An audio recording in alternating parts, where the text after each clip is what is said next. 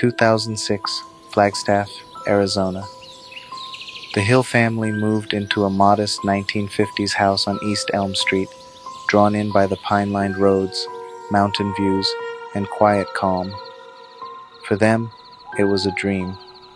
Until the second night, their 9-year-old son Mason began waking up screaming. "She keeps walking through the wall," he whispered to his mother, pale with fear. "She's trying to get in." At first, his parents dismissed it as bad dreams. New house, new fears. But then their teenage daughter Jenna saw her too, just standing there at the edge of the bed in the dark. A pale girl, dirt-streaked white dress, bare feet.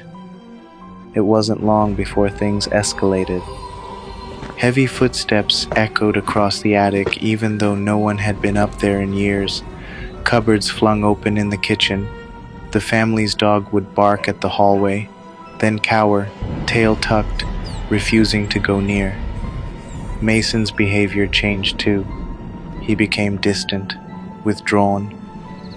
One night, he was found barefoot outside in 20-degree weather, walking into the woods.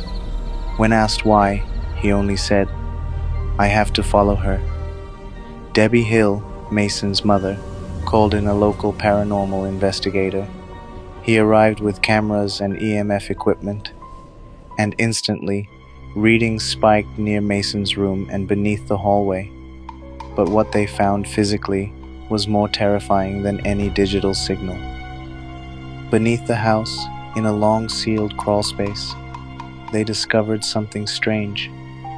An old child's shoe tucked into a crevice, and the words, "She never left," scratched into the wall.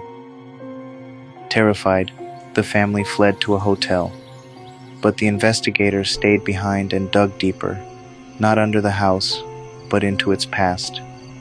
And that's where everything made sense. The house had been built atop land that once belonged to Fort Whipple, a U.S. military outpost in the late 1800s that later operated as a tuberculosis hospital. Back then, during the height of the epidemic, children showing signs of illness were separated from the healthy, many isolated in underground bunkers for quarantine. One girl, Clara Whitmore, just 10 years old, had been mistakenly declared dead after a fever. She was sealed into one of those bunkers alive. Workers later reported faint knocking, but when they returned, it was silent. Her death was never officially documented, but her name showed up once, in a lost journal from a nurse who wrote, "The little one in white is not at peace. The house on East Elm still stands. It's changed owners 6 times in 18 years. None have lasted more than a few months.